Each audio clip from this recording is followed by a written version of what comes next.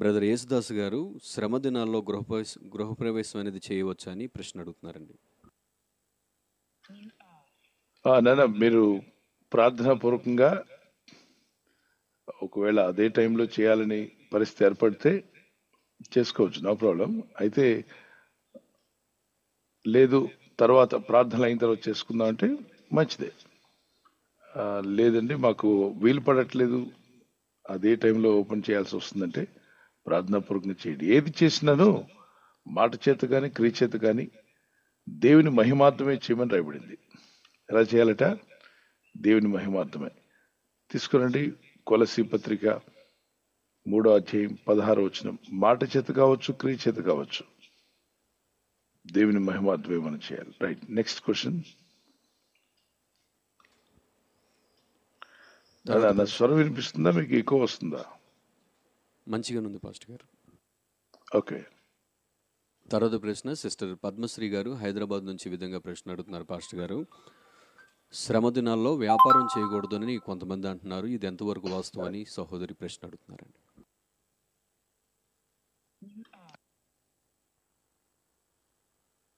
వ్యాపారం చేయొద్దు అంటున్నారు. అయితే వారు అన్నవారు ఆ ఇంటి వారు 40 రోజులు మరి పోషిస్తారా మనల్ని?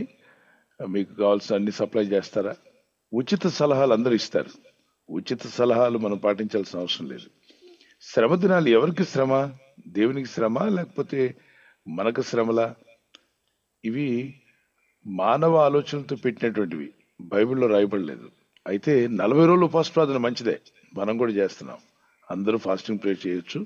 ఉద్యోగాలకు వెళ్ళేవారు ఉదయకాలం బ్రేక్ఫాస్ట్ చేసి వెళ్ళండి, లంచ్ చేసి వెళ్ళండి, రాత్రి ఫాస్టింగ్ ఉండండి.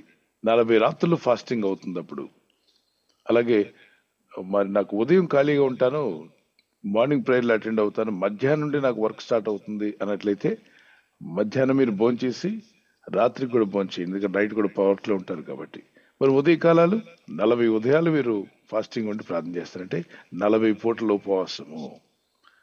40 రోజులు ఉండాలనుకున్నట్లయితే కష్టపడి పనిచేసే పనులు కాకుండా తేలికపాటి పనులు, ఎక్కువగా బరువులు మోసే పని లేదు, ప్రయాణాలు చేసే పని లేదు, నేను ప్రార్థన చేయడానికి టైం ఉంటుంది అన్నట్లయితే యెషయా 58వ అధ్యాయం ప్రకారంగా మీ శరీరాలను ఆయాసపరచుకోకుండా మీ కంఠధ్వని పరలోకానికి వినబడేలాగంటే ప్రార్థించే విధంగా ఉపవాస ప్రార్థన చేయడం మంచిది. సో ఉపవాసము ప్రార్థన విడగొట్టడానికి అవ్వదు. ఉపవాసం ఉన్నప్పుడు ప్రార్థన చేయాలి. ఉపవాసం లేకుండా ప్రార్థన చేయొచ్చు, ఉపవాసం ఉంటే మాత్రం ఖచ్చితంగా ప్రార్థనలు ఉండడానికి ప్రయత్నం చేయాలి. సో వ్యాపారాలు మానాల్సిన అవసరం లేదు, అలాగే మీ ఉద్యోగాలు మానాల్సిన అవసరం లేదు, మీ పిల్లల చదువులు మానాల్సిన అవసరం లేదు. ఇంట్లో వంటలు వండుకోవడం అంతా మానేయాలా? ఇంట్లో ఒకళ్ళే నమ్మి ఉంటారు, ఇంటి వారందరూ నమ్మి ఉండకపోవచ్చు. కాబట్టి ఇది ఒక ఆచారబద్ధమైన ఉపవాసాలు కావు, ఆచారాలు వద్దు. మనం పాటి ఆత్మీయులుగా ఉండాలి. మనం ఆచారపరమైనటువంటి భక్తులుగా మనం ఉంటే అది ఆశీర్వాదం కాదు. ఆత్మ సంబంధమైన ఆత్మీయమైనటువంటి ఉపవాస ప్రార్థనలు చేద్దాం. బైబిల్ చెప్తుంది మార్క్స్ వార్త 7వ అధ్యాయం 7-8 వచనాల్లో మనుషులు పెట్టిన పద్ధతులు దైవోపదేశములని బోధిస్తున్నారు అన్నాడు. మనుషులు పెట్టిన పద్ధతులను దైవోపదేశములని బోధిస్తున్నారు, అది దేవి చిత్తానుసారం కాదన్నాడు. కాబట్టి మనుషులు కొన్ని కట్టడలు పెట్టారు, వాటిని ఇలా చేయండి, ఇలాగే చేయాలి, లేకపోతే దేవుడు వినడు మీ ప్రార్థన. అలాగేం లేదు. ఉపవాసం ఉన్నను మనం ప్రభువారమే, ఉపవాసం లేకపోయినా మనం ప్రభువారమే. ఉపవాసం ఉండడం వల్ల ఉపయోగం ఏంటి? మనం ఇంకా ఆత్మీయంగా బలపడడానికి, వాక్యం నేర్చుకోవడానికి, వాక్య ఏకాగ్రత కలిగి ఉండడానికి, మరి దేవుని మాటలలో బలపరచబడి ఆత్మీయంగా దేవుని వాక్యంలో ప్రార్థనలో విశ్వాసంలో ఎదుగుటకు మీకు ఉపయోగపడుతుంది. ఓకే, ఉపవాసం లేని వాళ్ళందరినీ దేవుడు ఇష్టపడడు అలాగుంటుంది. మరి ఉపవాసం లేని వాళ్ళు చాలా మంది ఉంటారు. గర్భిణీ స్త్రీలు ఉపవాసం ఉండనక్కర్లేదు, పాలిచ్చు తల్లులు ఉపవాసం ఉండనక్కర్లా, అలా కష్టపడి పనిచేసి ఉద్యోగాలకు వెళ్ళి పనిచేస్తున్న వాళ్ళు ఉపవాసం ఉండనక్కర్లా. మరి ప్రార్థనలో ఉండొచ్చా? ఎస్, 40 రోజులు ప్రార్థనలో ఉండండి. 40 దినాలు మేము ప్రార్థనలో ఉన్నాము. ఎస్, 40 దినాల ప్రార్థనలో మీరు ఉండొచ్చు. 40 days ప్రేయర్స్, లేదు 40 ఈవినింగ్స్, ప్రతి రోజు రాత్రి భోజనం చేయకుండా 40 రాత్రులు ఫాస్టింగ్ ప్రే చేశాను, మంచిదే. మరి ఉదయకాలం 40 ఉదయాలు బ్రేక్ఫాస్ట్ లేకుండా ఫాస్టింగ్ ఉన్నాను, ఉండొచ్చు. లేదు 24 గంటలకు ఒకసారి 40 రోజులు డే అండ్ నైట్ ఫాస్టింగ్ ఉండాలన్నది 24 అవర్స్కి ఒకసారి భోంచేసి ఉంటారు. అంటే భోంచేస్తారు ఒక్క పూట 24 గంటల్లో, అది ఒక రోజు ఉపవాసం అవుతుంది. అలాగా ప్రతిరోజు కూడా ఒక పూట భోంచేస్తూ 40 రోజులు ఉంటారు. అలా కూడా మీరు ఉండొచ్చు. ఆదివారాలు ఇంక్లూడింగ్ కాదు. ఆదివారం ఏం చేస్తారంటే అది పునరుద్ధాన దినం కాబట్టి ఆ రోజు అన్ని రకాలైన ఆహారాలు భుజిస్తారు. మళ్ళా సోమవారం నుండి శనివారం వరకు ఫాస్టింగ్ ఉంటారు. ఎలాగైనా ఉపవాసం ఉన్నప్పుడు దేవునితో నడవాలి, దేవునితో గడపాలి, వాక్యాలు నేర్చుకోవాలి, దేవుని చిత్తం నెరవేర్చాలి. మీకున్న ప్రార్థన అవసరతలు ప్రభు సింహాసనం ఎదుట పెట్టి, ప్రభా నా అక్కర్లు నీ ముందు పెడుతున్నాను, ఆశ్చర్యకార్యాలు జరిగించమని ప్రార్థన చేయడానికి ఈ 40 రోజులు మీరు వాడుకురండి. Okay, God bless you.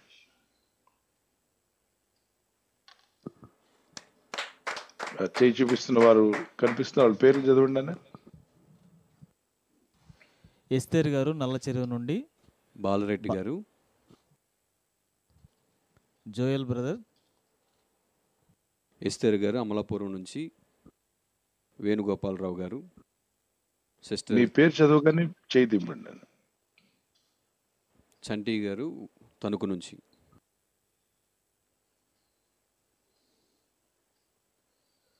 Yes Venugopal గారి ఫ్యామిలీ విశాఖపట్నం నుండి. అయ్యగారండి, ఈ రోజు నేను బాప్తిసం తీసుకునే రోజు ప్రేయర్ చేస్తారని అయ్యగారు ఆశపడుతున్నాను. అయ్యగారు ఇంకో విషయం ఏంటంటే పిల్లలిద్దరూ పరీక్షలు అయ్యగారు తప్పనిసరిగా లాస్ట్ లో మీ అందరి కొరకు ప్రార్థనలు ఉంటాయి. క్వశ్చన్ ఆన్సర్స్ అవగానే మీ అందరి కొరకు ప్రేర్ చేస్తాం. God bless you. బాప్తిజం పొందిన రోజు గుర్తుపెట్టుకున్నారు. May God bless you. And మీ పిల్లల ఎగ్జామ్స్ లో కూడా దేవుడు జ్ఞానమును దయచేసి బుద్ధి జ్ఞానములు అనుగ్రహించిన గాక. Praise the lord.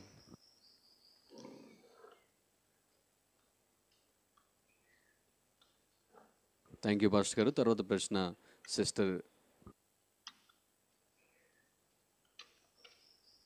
ఎస్తేర్ గారు. ప్రైజ్ లార్డ్ అయ్యగారు. మా ప్రశ్న నేరుగా తెలియచేయండి. ప్రైజ్ లార్డ్ అయ్యగారు. నా పేరు ఎస్తేరు. నేను మాది హిందూపురు. మేము ఇక్కడ వెజిటేబుల్ నర్సరీ పెట్టినాము, కథ దగ్గర వెజిటేబుల్ నర్సరీ పెట్టినాము. అక్కడ ఎబినేజర్ వెజిటేబుల్ నర్సరీ అయ్యగారు నర్సరీ పేరు. ఏమంటే అక్కడ మేము నర్సరీ దగ్గర ఉండే 2 కిలోమీటర్లు మేము నర్సరీకి పోవాలంటే ఊర్లో ఉన్నాం మేము. అంటే అక్కడ పొలిమేరులో మేము వేసిన కరెక్ట్ గా పొలిమేరులో ఉంది. కానీ ఇంటికి నర్సరీకి తిరగాలంటే కొంచెం కష్టం అవుతుంది. మేము అక్కడే నర్సరీలోనే షెడ్ వేసుకొని ఉందాం అనుకుంటున్నాము. కానీ పెద్దవాళ్ళు పొలిమేరు దగ్గర కాపురం ఉండకూడదు, షిఫ్ట్ చేయాల్సిందే రోజు అంటున్నారు. అది ఎంతవరకు కరెక్ట్? మీరు ఎస్తేర్ గారు మీ అక్కడ ఉన్నటువంటి మీ హస్బెండ్ తో కూడా మాట్లాడి ఈ చాట్ బాక్స్ లో మీ నెంబర్ పెట్టినమ్మా, లేదా ఒక నెంబర్ ఇస్తాను, నెంబర్ కాల్ చేయండి. నన్ను వారితో మాట్లాడండి. ఇప్పుడు ఒక నెంబర్ డిస్ప్లే చేస్తారు, అది నెంబర్ రాసుకోండి, ఆ నెంబర్ కాల్ చేయండి. తర్వాత పొలిమేర దగ్గర ఉండొచ్చా అని. అమ్మా ఇప్పుడు అపార్ట్మెంట్లు కట్టేస్తున్నారు కదా, పొలిమేర లేదు, సరిహద్దులు లేవు, మొత్తం ప్రజలు అమ్మేస్తున్నారు స్థలాలు, కొనేవాళ్ళు కొనేస్తున్నారు, బిల్డింగ్స్ లేపేస్తున్నారు. మరి ఎయిర్పోర్టు ఎన్నో ఊర్లు పొలిమేరలోనూ కట్టారు. మరి అక్కడ నుండి అనేక మంది ఫ్లై అవుతున్నారు, దిగుతున్నారు. పొలిమేర లేని దోషం ఉంటే ప్రతి ఫ్లైటు క్రాష్ ల్యాండింగ్ అవ్వాలి. అపోహలు. కాకపోతే ఒకటి, ఒంటరిగా మీ ఒక్క ఇల్లే అక్కడ ఉన్నట్లయితే ఏమైనా ఇబ్బందులు ఉంటాయేమోనని పెద్దలు ఆలోచనతో ఇలా మాట్లాడవచ్చు. మీకు ఏదైనా కీడు కలుగుతుంది, పొలిమేర దగ్గర వద్దని. ఎందుకు చెప్తున్నానంటే ఒంటరిగా ఉంటారు కదా, వీళ్ళు ఏదైనా దాడి చేసేవాళ్ళు ఉంటారేమో, మూర్ఖులు, దుష్టులు.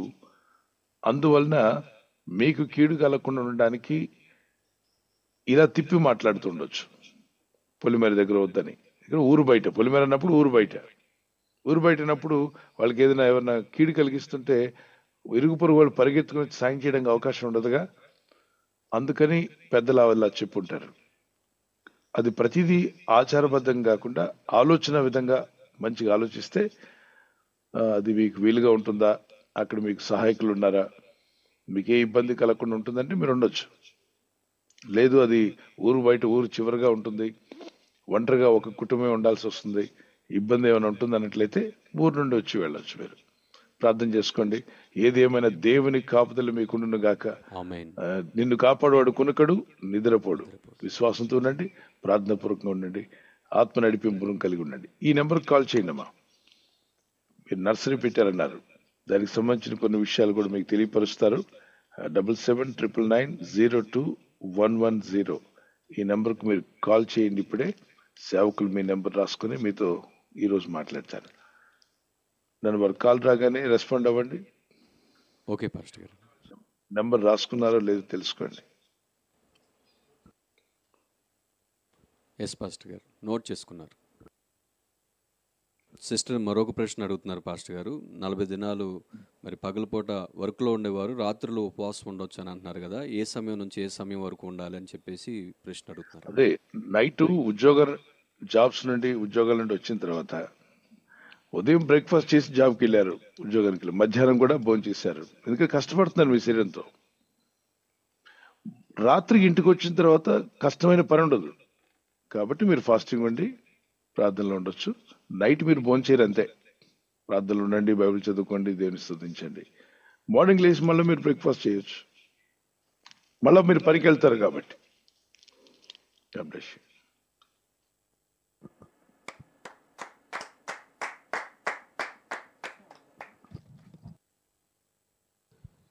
థ్యాంక్ యూ పాస్టర్ గారు. తర్వాత ప్రశ్న సహోదరి ఝాన్సీ గారు హైదరాబాద్ నుండి ప్రశ్న అడుగుతున్నారు. సామెతల గ్రంథము 16వ అధ్యాయం 4వ వచనం ప్రకారం యెహోవా ప్రతి వస్తువును దాని పని నిమిత్తము కలుగు చేసెను, నాశన దినమునకు ఆయన భక్తిహీనులను కలుగు చేసెను అని ఉంది కదా. ఈ వాక్యంలో భక్తిహీనులు అంటే ఎవరు అని ప్రశ్న అడుగుతున్నారు. భక్తి లేనివారు, భక్తిహీనులు అంటే భక్తి లేనివారు, దేవుని యందు భయభక్తికి లేకుండా జీవిస్తున్నవారు. అంటే వాళ్ళని దేవుడు కలుగు చేశాడా ఆ పని కొరకు, నాశనం కోసం అని కాదు దాని అర్థం. మీరు భూమి మీద ఉన్నప్పుడు ఏంటి భక్తిహీనులు? దేవుని దూషిస్తారు, దేవుని ప్రజలను బాధ పెడతారు, పొరుగు వారిని ఇబ్బంది పెడుతుంటారు. భక్తి గలవాడు ఆలోచిస్తాడు. ఒకరిని ఇబ్బంది పెట్టాలన్నా, ఒకరిని బాధ పెట్టాలన్నా లోపల మనస్సాక్షి గద్దిస్తుంది. వీళ్ళకి ఏ గద్దింపు లేకుండా ఇష్టానుసారంగా జీవిస్తూ ఉంటారు. దేవుడున్నాడని నమ్మరు, పరలోకం ఉందని నమ్మరు, నరకం ఉందని నమ్మరు. వాడు చేసిన క్రియలకు కీడు చేస్తే కీడు వస్తుందని కూడా నమ్మడు. వాళ్ళు చూసినప్పుడు భక్తులు అనుకుంటారు, ఎందుకు దేవా ఈ భక్తిహీనులు ఇంత క్రూరంగా ఉన్నారు, దుష్టత్వం, అపవిత్రత, చీకటి కార్యాలు ఎందుకున్నారు వీళ్ళు అసలు భూమి మీద? అందరికీ కీడు కలుగు చేస్తారు కదా. కన్నా తల్లిదండ్రులను బాధ పెడతారు, ఇరుగు పొరుగు వారిని బాధ పెడతారు, వారి స్నేహితులను బాధిస్తారు, వారిని నమ్మిన ప్రతి ఒక్కరిని బాధ పెడతారు. అప్పుడు మీకు అనిపించవచ్చు ఏమిటి భక్తిహీనులు ఎందుకున్నారని. దేవుడు అంటే భక్తిహీనులు నాశనం దినం కోసం ఉన్నారు, నువ్వు వరి అవ్వద్దు, నువ్వు దేవుని మీద విశ్వాసం కలిగి ఉండు. వాళ్ళెవరోకో భక్తి లేదని నువ్వెందుకు భక్తి వదిలేస్తావు? నువ్వు భక్తి కలిగే జీవించు. భక్తులకు పరలోక పట్టణాన్ని పెట్టాడు దేవుడు. భక్తిహీనంగా బ్రతికిన వాడికి నరకం తప్పదు గనుక అందరికీ ఆప్షన్ ఇచ్చాడు. అందరూ అంతటా మారు మనసు పొంది రక్షింపబడాలని 2 పేతురు పత్రిక 3వ అధ్యాయం 6, 7, 8 వచనాలు.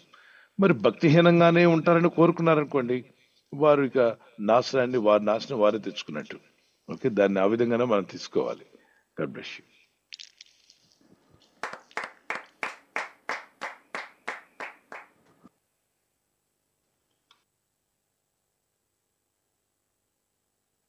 థ్యాంక్ యూ పాస్టర్ గారు. మరొక ప్రశ్న సిస్టర్ నాగమణి గారు విజయవాడ నుంచి ఈ విధంగా ప్రశ్న అడుగుతున్నారు. బాప్టిస్మ్ తీసుకున్నప్పుడు మా ఇంట్లో ఉన్నటువంటి అన్ని విగ్రహాలన్నీ కూడా బయటపడేసాము. ఆ సమయంలో నుంచి ఇప్పుడు వరకు కూడా ఏదో సమస్య, అనారోగ్య సమస్య కుటుంబంలో ఎదుర్కొంటున్నాము.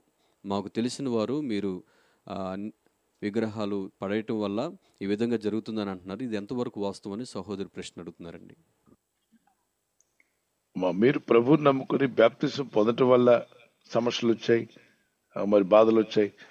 ఇదంతా మనుషులు ఆలోచన. చూడండి, ఎంతో మంది యేసు ప్రభుని నమ్మనోళ్ళు ఉన్నారు కదా, ఉన్నారా? ఉన్నారు పాస్టర్ గారు. యేసు ప్రభు నమ్మనోళ్ళు ఎక్కువ. వాళ్ళ ఇళ్లలో సమస్యలు లేవా? ఉన్నాయండి. ఇబ్బందులు లేవా? ఉన్నాయి పాస్టర్. అనారోగ్యాలు లేవా? ఉన్నాయండి. బలహీనతలు లేవా? ఉన్నాయండి. ఆర్థిక ఇబ్బందులు కానీ, మానసిక సంబంధమైన ఇబ్బందులు కానీ లేవంటే ఆలోచించండి. అందరిలో ఉన్నాయి. ఎవరింటికి వెళ్ళినా ఏదో ఒకటి ఉంటుంది, ఏదో సమస్య. ఎందుకంటే దేవుడు నమ్మబట్టే వచ్చిందని. ఇది ఒక దురలవాటు. చాలా మందిలో ఉన్న దురాలు ఏంటంటే, మీరు చర్చికి వెళ్ళి వస్తున్నారు కదండి, మరి ఎందుకు పడ్డారండి కింద? కింద మనిషి అన్నా కింద అప్పుడప్పుడు ఏదైనా కాలు జారినప్పుడో ఎదురు ఏదైనా తగిలినప్పుడో చూడకుండా నడిచినప్పుడు పడే అవకాశం ఉంటుంది. పడ్డారేంటండి, ఎందుకు పడ్డారంటే దేవుడు అంటే మీకు అచ్చు రాలేదు, మీకు కలిసి రాలేదు. యేసు ప్రభు మీకు కలిసి రాలేదు. మరి యేసు ప్రభు చర్చికి వెళ్ళడం మీకు కలిసి రాలేదు, అచ్చు రాలేదు. కోడలు ఇంటికి వచ్చిందట, ఆ రోజు ముసలోడు పోయాడు ఆ ఇంట్లో. అమ్మో ఈ కోడలు అచ్చు రాలేదు అని చెప్పి ఈ అమ్మాయి వద్దని కొత్త కోడలు వాళ్ళ ఇంటికి పంపించారు. ఆ అమ్మాయి వాళ్ళ నాన్న డిఎస్పి, ఆయన వచ్చి వీళ్ళందరినీ వేసుకెళ్ళాడు లోపలికి కేసేసి. అప్పుడు లబో దిబోమని ఏడుస్తున్నారు. అచ్చు వచ్చిందంటే అచ్చు వచ్చిందయ్యా, వచ్చేసిందయ్యా, స్టేషన్ రాగానే అచ్చు వచ్చేసింది. ఇలాగా మనుషులు వాళ్ళ మనసులో పుట్టిన ప్రతి మాట మాట్లాడతారమ్మా. ఆ మాటలన్నీ నమ్మి నేను దేవుడిని నమ్మబట్టి తలనొప్పి వచ్చిందేమో, షుగర్ వచ్చిందేమో, బీపీ వచ్చిందేమో, అనారోగ్యాలు వస్తున్నాయేమో. అవన్నీ శరీరంలో ప్రతి మనిషికి బలహీనతలు అనేవి, అనారోగ్యాలు అనేవి వస్తుంటాయి. ఉదాహరణకు గోరు పెరుగుతుంది. యేసుప్రభు నమ్మబట్టి గోరు పెరిగిందా, నమ్మకపోబట్టి గోరు పెరిగిందా? గోర్లు ఎందుకు పెరుగుతాయి? సహజంగా పెరుగుతుంది. సహజంగా పెరుగుతాయి. కాబట్టి చూసారండి, మీరు యేసుప్రభు నమ్మారు అందుకే గోరు పెరిగింది అని నమ్మని వాళ్ళకి పెరగట్లేదా? అలాగే జుట్టు పెరిగింది అనుకోండి, హెయిర్ కట్ చేసుకోవడానికి సలూన్కి వెళ్ళాలిగా, బార్బర్ షాప్కి. అదేంటంటే మీరు యేసుప్రభు నమ్మారు, మీకు హెయిర్ పెరగడం ఏంటి? మీరు యేసుప్రభు నమ్మారు, మీ నోరు వాసన రావడం ఏంటి? బ్రష్ చేయకపోయినా కూడా బాగానే ఉంటారు కదా, ప్రభు మీకు తోడై ఉన్నాడు కదా. కాబట్టి మీరు స్నానం చేయకపోయినా, బ్రష్ చేయకపోయినా, ఇంట్లో అన్నం వండుకోకపోయినా ఆకలి అనేది లేకుండా ఉండాలి. ఇది మనుషుడి యొక్క బుద్ధిహీనపు ఆలోచనలు, అవివేకపు ఆలోచనలు, తెలివి తక్కువ ఆలోచనలు. దేవుణ్ణి వారు ఎలా చూడాలో అలా చూడలేకపోతున్నారు. కనుక చాలా మంది ఈ లోకంలో వాళ్ళ మనసులో పుట్టిన ఊహంతా కూడా దేవుళ్ళ మీద పెట్టడానికి ప్రయత్నం చేస్తారు. దేవుడు సజీవుడు, రక్షకుడు, మన ఆత్మను రక్షించేవాడు. కనుక ఇంట్లో మనం తీసుకున్న ప్రతి ఆలోచన చూడండి, భక్తిహీనంగా, తెలివి తక్కువగా, కొన్నిసార్లు అనాలోచితంగా అందరి మాటలు నమ్మేయడం, డబ్బులు ఇచ్చేయడం, ఇచ్చిన తర్వాత వాళ్ళు నష్టపోవడం, అవతల వాడు ఇవ్వకుండా ఎగ్గొట్టేస్తాడు. వివేచించమన్నాడు దేవుడు. వివేకం లేకుండా ఉంటే అందరూ ముంచేస్తారు మనల్ని. అలాగే తినే పదార్థాల్లో కూడా సరైన వేళ్లకు తినాలి, తర్వాత సమపాళల్లో తినాలి. మనకు నచ్చిందే తింటూ ఉంటే అనారోగ్యాలు వస్తాయి. మనకు నచ్చనివి కూడా కొన్ని ఉంటాయి. ఆరోగ్యపరమైనటువంటి విషయాలు జాగ్రత్త తీసుకోవాలి. ఒకతను కంటిన్యూగా తలనొప్పి, మైగ్రేన్ హెడేక్ అన్నాడు. ప్రార్థన చేసావంటే చేశానండి, పోలేదు. ప్రేరాయలు రాశాను, పోలేదు. ప్రార్థన చేసినా పోలేదు, ప్రేరాయలు రాసినా పోలేదు, మందులు వాడినా పోలేదు. నీళ్ళు ఎన్ని తాగుతున్నావు నాయన అంటే, ఓ రోజుకు ఒక కప్పు తాగుతున్నాడంట. పిసినోడా, కప్పు నీళ్ళు తాగుతావా? రోజంతట్లో 24 గంటల్లో నువ్వు కప్పు నీళ్ళు సరిపోతాయా? అందుకే మైగ్రేన్ హెడేక్ తెప్పలు పడుతున్నావు. తాగో సరిగా నీరు. నీ దేహానికి ఎంత అవసరమో డాక్టర్ని అడిగి చెప్తారు. 2-3 బాటిల్ 3 లీటర్లు తాగమన్నాడు డాక్టర్. కంటిన్యూ తాగడం స్టార్ట్ చేశాడు. హెడేక్ పోయింది, మైగ్రేన్ హెడేక్ పోయింది. మరి ఈ 2-3 వారాలు దేవుడిని అంటున్నాడు, మరి దేవుడు నాకు ఎందుకు స్వస్థపరచలేదు అంటున్నాడు, ప్రశ్నిస్తున్నాడు. నువ్వు చేయని అంటే మన బలహీనతలన్నీ, మన బుద్ధిహీనత దేవుని మీద తోయడానికి ప్రయత్నం చేయకండి. చూడండి, అన్ని జనుల్లో చాలా మంది వాళ్ళ పుణ్యస్థలానికి వెళ్ళి వస్తున్న దారిలో ఏదైనా యాక్సిడెంట్ అయ్యి శాల్తీలు ఎగిరిపోయాయి అనుకోండి, అప్పుడు ఏమంటారంటే ఎంత పుణ్యం చేసుకున్నారోనండి, ఆ దేవుళ్ళలో కలిసిపోయారు, వస్తూ కుటుంబం అంతా వెళ్ళిపోయారండి దేవుళ్ళలోకి అంటారు. చర్చికి వెళ్ళి వస్తున్నప్పుడు కాలు జారి ఎక్కడన్నా పడ్డామనుకో, అదేంటంటే మీ యేసుప్రభు కాపాడలేకపోయాడా? మీ చర్చి కలిసి రాలేదు కాబట్టి మానేయండి అంటే అక్కడ శాల్తీలు ఎగిరిపోతేనేమో పుణ్యమా, ఇక్కడేమో చూసుకోకుండా ఏదైనా కాలు జారి పడినప్పుడు దేవుడు నమ్ముకున్నావు కదా ఎందుకు పడ్డావండి? ఇది బుద్ధిహీనతమా? మనుషుల యొక్క ఆలోచనలు, వాటిని చూసి మీరు కలవరపడడం. అందుకే 5th క్లాస్ స్టూడెంట్స్ ఆలోచించలాగట్టుగా ఆలోచించకండి. పిల్లలు, వాళ్ళకి తెలియదు, ఎవరేం చెప్తే దానికి ప్రేరేపించబడతారు. ఎదిగిన వాళ్ళకి ఎదగిన వాళ్ళకి తేడా ఉంటుంది. ఆత్మీయ ఎదుగుదల మీకు ఉండాలి. ప్రార్థన చేద్దాం. ధైర్యంగా ఉండండి, విశ్వాసంతో ఉండండి. మీ సమస్యలు రాసుకొని ప్రేర్ చేయండి. మీరు తప్పక జయిస్తారని విశ్వాసం, నిరీక్షణ కలిగి ఉండండి. God bless you.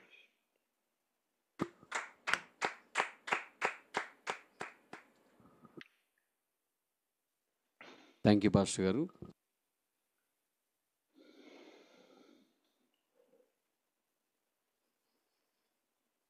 తర్వాత ప్రశ్న. మీకు ఎక్కువ వస్తుందా నేను మాట్లాడేటప్పుడు? లేదండి. ఓకే.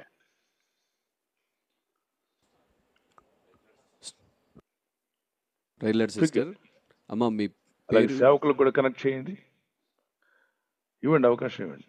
సిస్టర్ ప్రైజ్ లాడమ్మా, మీ పేరు, మీరు ఎక్కడి నుంచి మాట్లాడుతున్నారో తెలియజేసి మీ ప్రశ్న 1 నిమిషంలోనే తెలియజేయండి.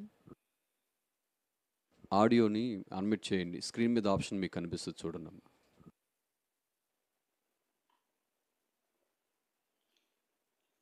సిస్టర్ మీకు అవకాశం ఇవ్వడం జరిగింది, ఎవరిదైనా సహాయం తీసుకోనండి, మరలా మీకు అవకాశం ఇవ్వడం జరుగుతుంది.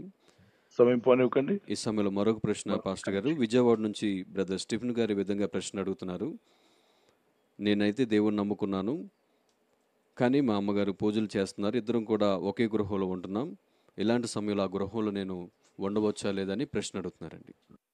ఏ రోగం? హ్యాపీగా ఉండొచ్చు. అమ్మ మారలేదు, మీరు మారారు, రక్షింపడ్డారు. ప్రార్థన చేసుకోండి. ఉంటే ఏదో అవుద్ది, మీకేదో కీడు వస్తుంది. మనుషుల ఊహలు, మనుషుల ఆలోచనలు, ఈ తెలివి తక్కువ వాళ్ళు మాట్లాడి నమ్మకండి. మీ తల్లిని గౌరవించండి అని బైబిల్ చెప్తుంది.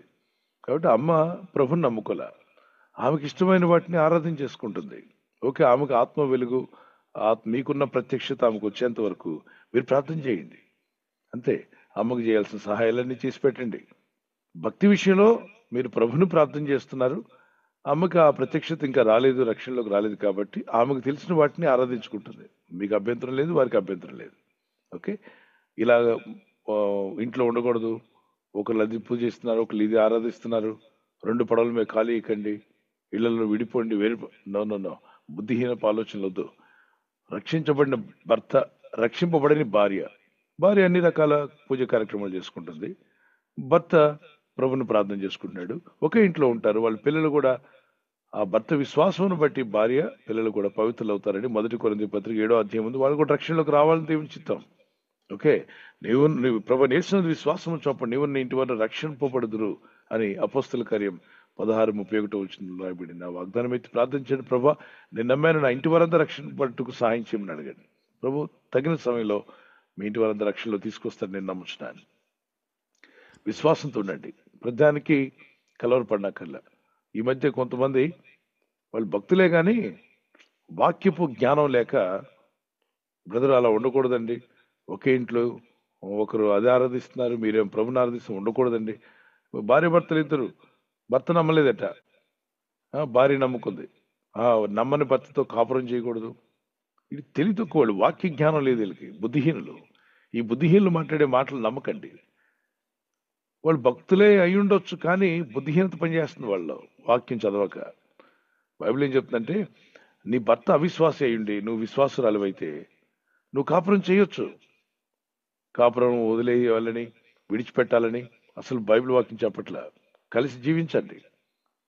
ఆయన భక్తి లోకానుసారంగా తనకు నచ్చిన దేవుళ్ళు నమ్ముకున్నాడు, ఏదో దేవతలు దేవుళ్ళు అన్న వారిని ఆయన నమ్ముకున్నాడు. ఆయన ప్రభు యొక్క ప్రత్యక్షతలోకి, రక్షణలోకి రాలేదు. మీరు రక్షించబడ్డారు, అభ్యంతరం లేదు. భక్తి విషయంలో మీరు ప్రభుని ప్రార్థిస్తే ఆయనకి తెలిసిన వాటిని ఆయన ఆరాధిస్తున్నారు. ఆయన రక్షణలోకి వచ్చేంత వరకు మీరు విశ్వాసంలో కుటుంబంగా, పిల్లలు చక్కగా కుటుంబాన్ని ముందుకు నడుపుకోండి. 1 కొరింథీ పత్రిక 7వ అధ్యాయంలో అదే ప్రభు మాట్లాడుతున్నాడు.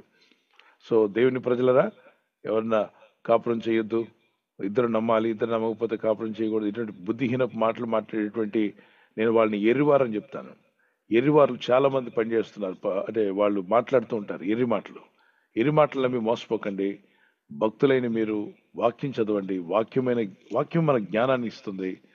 ప్రార్థనలో ముందుకు వెళ్ళండి. ఓకే, భర్త నమ్మి ఉండొచ్చు, భార్య నమ్మకపోయి ఉండొచ్చు, అమ్మ నమ్మి ఉండొచ్చు, కొడుకు నమ్మి ఉండకపోవచ్చు, అభ్యంతరం లేదు. ఒకే ఇంట్లో ఉండండి, కష్టపడుతున్నారు, పని చేయండి, ఇంటికి సహాయపడండి. మీ ఇంటి వారు, మీ బంధాలు కట్ చేసుకోకండి. చెప్పండి, ఒకవేళ వాళ్ళు మిమ్మల్ని ప్రార్థన మానేయమంటే చెప్పండి, అది నా దేవునితో నేను చేసుకున్న నిబంధన, మొక్కుబడి లాంటిది. మీరు ఎన్నో దేవుళ్ళని మొక్కుతారు కదా, నా యేసుని నేను నమ్ముకుంటే తప్పేంటి? నా ప్రభుని నేను నమ్ముతున్నాను, మీకు నేను అభ్యంతరపరచట్లా, నాకు మీరు అభ్యంతరపరచదు. భక్తి విషయంలో, కుటుంబ విషయంలో బాధ్యతలు ఉన్నాయి. నా బాధ్యత నేను చేస్తాను, మీ బాధ్యత మీరు చేయాలి. బంధాలు బాధ్యతలు వదిలిపెట్టకండి. God bless you.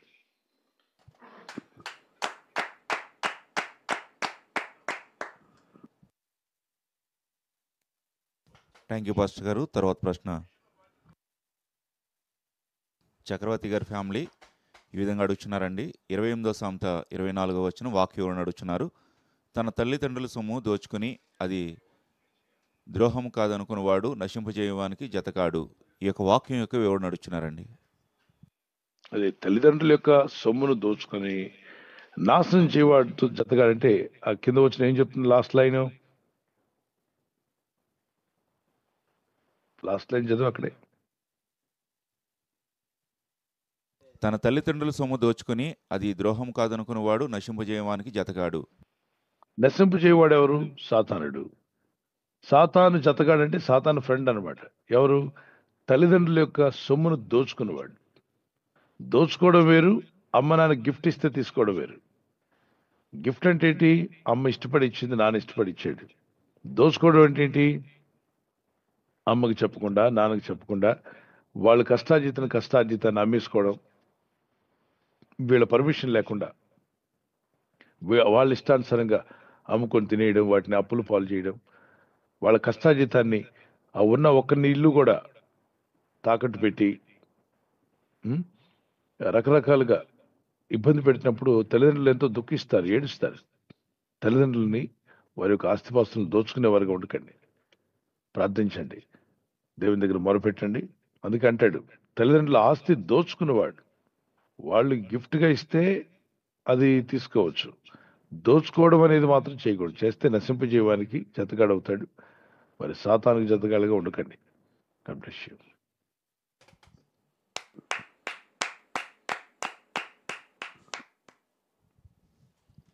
సేవకులు కూడా అవకాశం ఇవ్వండి.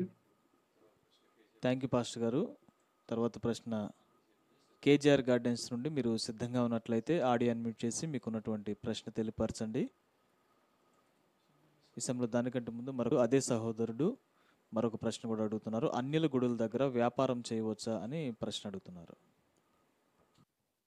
చూడండి, మనం ఈ లోకంలో జీవిస్తున్నప్పుడు మన వీధుల్లో షాపులు ఉంటాయి. ఓకే, షాపుల పక్కనే అక్కడ గుడి ఉండొచ్చు, మసీదు ఉండొచ్చు, చర్చ్ ఉండొచ్చు, ఆరాధనా స్థలాలు ఎక్కడైనా ఉంటాయి. కాబట్టి మీకు అదే వీధిలో మీకు షాప్ ఉందనుకోండి, అక్కడ మీరు షాప్ పెట్టొద్దు. షాప్ వాళ్ళు పెట్టుకోమని లైసెన్స్ ఇచ్చారు గవర్నమెంట్ వారు, మీరు అక్కడ వ్యాపారం చేస్తున్నారు. ప్రక్కనే ఒక చర్చో మసీదో గుడో ఉంది, దానికి మీకు అభ్యంతరం ఏంటి? అది చేస్తే మీకు ఏదో గాలి తగులుతుంది, వాళ్ళు లో నుండి ఏమైనా శక్తులు వచ్చి మీ షాపును పడగొడతాయి. బుద్ధిహీనపు ఆలోచన చేయొద్దు. మీకు షాప్ అక్కడ ఉంటే మీ వ్యాపారం మీరు చేసుకోవచ్చు. గుడిలోకి వెళ్ళి మీరు వ్యాపారం చేయట్లేదుగా, ఆ భక్తులతో వాళ్ళని డిస్టర్బ్ చేసే పరిస్థితి మీరు చేయకూడదు. అలాంటిది ఏం చేయొద్దు. మీరు గుడిలోకి వెళ్ళట్లేదు, గుడికి వచ్చే భక్తులకు ఆటంకంగా లేరు. కాకపోతే అదే వీధిలో మీకు షాప్ ఉంది, మీ వ్యాపారం మీరు చేసుకోవడానికి అభ్యంతరం ఏంటి? గవర్నమెంట్ పర్మిషన్స్ ఉన్నప్పుడు చక్కగా మీరు వ్యాపారం చేసుకోవచ్చు. ఏ వస్తువులు అమ్ముతున్నారని మాకు తెలియదు, కానీ మీరు అమ్మవచ్చు. వాటి కొనేవాళ్ళు కొంటారు, మీకు రావాల్సిన రాబడి వస్తుంది. లేదు గుడి ఉన్న వీధుల్లో చేయకూడదు అంటే మరి భారతదేశం వదిలిపెట్టి వెళ్ళిపోవాలి. లేదు ప్రపంచాన్ని వదిలేయాల్సి వస్తుంది. ఎందుకంటే ప్రపంచంలో ఎక్కడికి వెళ్ళినా ఏదో ఒక గుడో మసీదో చర్చో ఏదో ఒకటి ఉంటుందిగా. కనుక అంత విపరీత ఆలోచనలు వద్దు. మీరు ఆత్మీయంగా విశ్వాసాలు ఎదుగుతున్నారు, ప్రార్థన చేసుకుంటున్నారు. మీరున్న వీధిలో, మీరు అద్దెకి తీసుకున్న షాప్ వీధిలో, అక్కడ ఏ ప్రార్థనా మందిరం ఉన్నా, ఏ గుడి ఉన్నా, ఏ మసీదు ఉన్నా, మీ వ్యాపారానికి మీరు చేసుకోవడానికి అభ్యంతరం ఏం లేదు. ఓకే, కొన్ని చోట్ల ఏంటంటే వాళ్ళ చర్చి స్థలంలోనే బయట ఖాళీ ప్లేస్లో షాపులు కట్టి అద్దెకిస్తున్నారు. ఆ అద్దె చర్చి నడిపించడానికి మెయింటెనెన్స్కి ఉపయోగపడుతుందని కొంత స్థలాన్ని. కొన్ని మసీదుల దగ్గర కూడా బయట షాప్స్ కట్టి వాళ్ళే రెంట్కి ఇస్తారు. మరి ఆ వచ్చిన రెంట్తో వాళ్ళు మసీదుని రన్ చేయడానికి. కొన్ని గుడ్ల స్థలాల్లో కూడా కొంచెం ఎక్స్ట్రా ఉన్నటువంటి స్థలం ఏమైనా ఉంటే వాళ్ళు షాపులు కట్టి రెంట్కి ఇవ్వచ్చు. అది మీరు రెంట్కి తీసుకుంటే అగ్రిమెంట్ డాక్యుమెంటేషన్ ఉంటుంది, మీ పని మీరు చేసుకోవచ్చు. ఓకే, అభ్యంతరం లేదు. ఒకవేళ చాలా అభ్యంతరపరిచే వాళ్ళు అక్కడ ఉన్నారు, ఆటంకపరుస్తున్నారు, అని చెప్పి రోజు గొడవ అవుతుందంటే ప్రార్థన చేసి మరొక మంచి ప్లేస్ దేవుడు మీకు చూపించిన కాక. God bless you.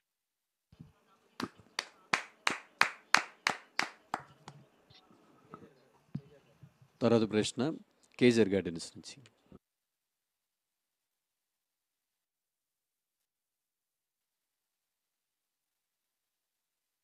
Praise the lord. ఒకసారి హాయ్ చెప్పండి. మన సేవకులందరూ ఎక్కడున్నారు? పాస్టర్స్, అలాగనే సెమినార్కి వచ్చినటువంటి ఆత్మీయులు. Praise the lord. ప్రశ్న అడగండి.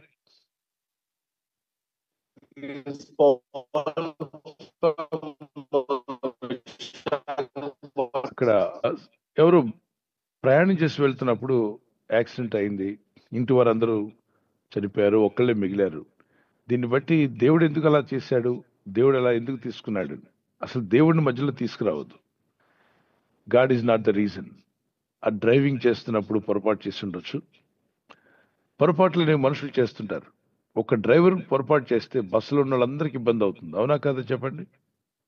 అవునండి, ఓ ట్రైన్ డ్రైవర్ తేడా చేస్తే ట్రైన్లో ఉన్న వాళ్ళందరికీ ఇబ్బంది అయినా ఇబ్బందే పాస్టర్ గారు. ఒక వాడలో కెప్టెన్ తేడా చేస్తే వాడలో ఉన్న వాళ్ళందరికీ ఇబ్బంది కలుగుతుంది. కనుక నిర్లక్ష్యం అనేది ఉండకూడదు. మన దేశంలో చాలా చోట్ల నిర్లక్ష్యం అనేది కనిపిస్తుంది. ఈ దేశం మన అన్ని దేశాల్లో కనబడుతుంది, కానీ మన దేశంలో మరీ ఎక్కువ. మనం వెళ్తున్న రోడ్లో సడన్ గా ఆటోలు వెళ్తూ వెనక్కి తిరుగుతాడు. ఎందుకంటే అవతల ఎవరో పాసింజర్ పిలిచుంటాడు, ఒక బ్రేక్ కొట్టి ఇమ్మీడియట్లీ తిప్పుతాడని వెనకొచ్చే కారులో ఉన్న వ్యక్తి ఊహించను కూడా ఊహించడు. తర్వాత ఎదురుగా వస్తుంటారు. ఆ రోడ్డు 1 వే అనుకోండి, 2 వేస్ అన్నప్పటికీ రాంగ్ రూట్లో వస్తారు, రివర్స్లో. హాల్ ఆఫ్ సడన్ ఇతను వస్తుందని కూడా అనుకోడు. దగ్గరికి వచ్చేసరికి చూస్తారు స్పీడ్ కంట్రోల్ కాదు, వీళ్ళు బ్రేక్లు వేసినా అక్కడ యాక్సిడెంట్స్ అయ్యే అవకాశం ఉంది. కనుక ప్రమాదవశాత్తు చనిపోయినా, ఒక న్యాచురల్ డిసాస్టర్ వల్ల చనిపోయినా, భూకంపాలప్పుడు కానీ సునామీలప్పుడు కానీ మరణాలు చిన్నపిల్లలు చనిపోతుంటారు, పెద్దలు చనిపోతుంటారు. మనం అప్పుడు అడుగుతూ చిన్నపిల్లలు ఏం పాపం చేశారండి, వాళ్ళని ఎందుకు మాట్లాడితే దేవుని మీదకి వెళ్ళకండి. దేవుని మీదకి వెళ్ళడానికి మనకి ఏ రైట్స్ లేవు. ఆయన మన భూమి మీద పుట్టే రైట్స్ ఇచ్చాడు, ఆక్సిజన్ పీల్చుకునే కృపనిచ్చాడు, సూర్య ఇచ్చిన నక్షత్రాలను వాడుకునేటువంటి సహాయం మనకి ఇచ్చాడు, ఈ భూమి మీద మనం తాగడానికి నీరు అన్ని కూడా ఏర్పాటు చేయవు. దేవుడిని అనడానికి మనకి ఎక్కడ ఛాయిసే లేదే. ఇక్కడ మన నిర్లక్ష్యం వల్ల, మన అజాగ్రత్త వల్ల, మన భద్రత పాటించకపోవడం వల్ల ప్రమాదాలు జరుగుతాయి. అక్కడక్కడ బోర్డ్స్ పెట్టుంటాయి, అతి వేగము మంచిది కాదని. Speed thrills but it kills అంటారు. నిదానమే ప్రధానం అని రాసి ఉంటుంది. ఎందుకు రాసి పెట్టారు బోర్డులు? అనుభవం ఉంది కాబట్టి ఇలా జరిగాయి బాబు, మీరు అలా చేయకండి అని ఆలోచిస్తూ ఫోన్లో మాట్లాడుతూ డ్రైవ్ చేయకూడదు. డ్రైవింగ్ చేసే వ్యక్తి లోపల ఉన్న వాళ్ళందరితో మాట్లాడుతూ డ్రైవ్ చేయకూడదు. తిన్నగా తన ముందు డ్రైవ్ చేసుకుంటూ వెళ్ళాలి. అందుకే చెప్తాను, ఈ లైవ్ చూస్తున్న ప్రోగ్రామ్స్ కూడా స్క్రీన్లో మీరు డ్రైవ్ చేస్తున్నప్పుడు చూడకండి. మీరు వింటూ ఓకే, మీరు అక్కడ ప్రశ్నలు అడగడం కానీ డ్రైవింగ్లో ఉన్నప్పుడు చేయొద్దు. ఒకళ్ళ క్వశ్చన్ అడగాలనిపిస్తే బండి పక్కన తీసి పార్క్ చేసిన తర్వాత మీరు అడగవచ్చు. ఒక వ్యక్తి రోడ్డు పక్కన పార్క్ చేశారు, రోడ్డు మీదకే ఉంది బండి. వెనక నుండి వస్తున్న లారీ ట్రక్ వచ్చి ఆ బండిని కొట్టేసింది. ఎందుకంటే 2 లారీలు అక్కడ 2 పక్కన వెళ్తున్నాయి, వాళ్ళకి ప్లేస్ లేదు. ఈ కారు ఏమో సగం రోడ్డు మీద సగం ఒడ్డు మీద ఉంది, ఈడ్చుకుపోయింది. ఎందుకని? మరి దేవుడు ఎందుకు కాపాడలేదు? అక్కడ దేవునికి అసలు క్వశ్చన్ చేయడానికి అవకాశం ఉందా మనకి? మనం చేసిన పొరపాటు అది. పార్కింగ్ చేసినప్పుడు దానికి పూర్తిగా రోడ్డు పక్కకు తీసి పార్క్ చేయాలి. ఇవి ఇలా జరిగినప్పుడు వినండి, పసిపిల్లలు కానీ పెద్దలు కానీ మరణిస్తే వాళ్ళ ఆత్మలు సిద్ధపడి ఉన్నట్లయితే, చిన్నపిల్లలైతే ఏ మతవస్తులైనా, వాళ్ళు క్రీస్తు ప్రభు నమ్మకపోయినా, చిన్నపిల్లలందరి కొరకు యేసుప్రభు వారు క్రైదనం శిలువలో రక్తం కాచి ప్రాణం పెట్టారు. కాబట్టి ఏ మతానికి చెందిన హైందవుల పిల్లలైనా, ఇస్లామిక్ పిల్లలైనా, క్రైస్తవ పిల్లలైనా, సిక్కు మతస్థులైనా, ఏ మతానికి చెందిన చిన్న పిల్లలు ఎవరు ఎక్కడ మరణించినా వారి ఆత్మలు క్షేమంగా వెళ్తాయి. వారి కొరకు ప్రత్యేకమైన స్థలం ఉంది. ఎదిగిన తర్వాత ఊహ వచ్చిన తర్వాత తనకు తానుగా పాపాల్లో ఇన్వాల్వ్ అయి మనస్సాక్షి గద్దించిన వినకుండా చేసిన వారికి పాపక్షమాపణ పొందితేనే తప్ప రక్షణ దొరకదు. కాబట్టి యేసుక్రీస్తు విశ్వాసం నుంచి రక్షింపబడిన వారైతే నిత్యరాజ్యంలో చేరతారు పరలోక పట్టణంలో. అంటే ఇప్పుడు ఉదాహరణకి ఇంట్లో అమ్మను ఒక్కదాన్ని వదిలిపెట్టి అమెరికా వెళ్ళిపోయిన వాళ్ళు ఉన్నారా? ఉన్నారండి. ఉన్నారండి. వాళ్ళ కొడుకు ఎక్కడున్నాడంటే అమెరికా, కూతురు అమెరికా, మనవాళ్ళు మనవరాళ్ళు అమెరికా, ముసలమ్మ ఒక్కటే ఉంది. మరి ఒకదాన్ని వదిలిపెట్టి అందరూ వెళ్ళిపోయారంటే అప్పుడు దేవుడిని ఏమన్నా అందామా? దేవుడు ఏంటి ఇలా చేసామని అంటావా? లేదండి. అను అగ్రదేశంలో ఉన్నారులే మా పిల్లలని చెప్పుకుంటాంగా. మరి అగ్రదేశం కన్నా గొప్ప దేశం పరలోక దేశం. ఆమేన్. హల్లెలూయా. ఓకే, పరలోకం వెళ్ళారు, అదే పరదేశకి వెళ్ళారు, పారడైస్ పరిశుద్ధులు ఉండే స్థలం. అంటే మన మధ్యలో పాపలోకం నుండి కన్నా కూడా వాళ్ళు ఉన్నది బెటర్ ప్లేస్కి వెళ్ళారు. ఎప్పుడైనా ఈ లోకాన్ని విడవక తప్పదు, ఈ లోకంలో మరణము రాక తప్పదు, కన్ను మూయక తప్పదు, పుట్టినవాడు గిట్టక తప్పదు. కాబట్టి కొందరు ముందు కొందరు వెనక. కనుక ఎంతకాలం ఉన్నా మనం భూమి మీద టెంపరీయే. ఈ టెంపరీ లైఫ్లో ఒక రోజున మనం ఈ లోకానికి గుడ్ బై చెప్పి వెళ్ళాల్సిన రాజ్యానికి వెళ్ళిపోవాలి. కానీ కొన్ని ప్రమాదవశాత్తు కొందరు ముందు వెళ్ళిపోతుంటారు, కొందరు దేవుడిచ్చిన అవకాశాలను జాగ్రత్తగా వాడుకొని లేటుగా అయినా వారు వెళ్ళాల్సిందే. సో మనం ప్రభుతో ఉన్నామా లేదా అది చాలా ప్రాముఖ్యమైనది. నా ఇంటి వాళ్ళందరూ ఇప్పుడు రష్యాలో ఉన్నారనుకోండి, లేదా యూకేలో ఉన్నారనుకోండి, నన్ను ఎందుకు వదిలేసి వెళ్ళిపోయారు? కొన్ని పల్లెల్లోకి వెళ్తే కేరళలో అనుకోండి, ఒక ముసలోడే ఉంటాడు, పిల్లలందరూ బయటే. కొందరు యూరోప్లో, కొందరు అమెరికాలో, కొందరేమో ఆస్ట్రేలియాలో. ఒక్క ముసలోడే ఉంటాడు, వాళ్ళకి ఎవరో పని మనిషి సాయం చేస్తూ ఉంటారు. మరికొన్ని చోట్ల ఒక ముసలావిడ ఇంటికి ఒక్కరని ఉంటారు, మిగిలిన వాళ్ళందరూ విదేశాల్లో వెళ్ళిపోయారు. అప్పుడు మనం దేవుడిని ఏం అంటలేదే. మరి విదేశాల కన్నా గొప్ప దేశం పరలోక పట్టణం.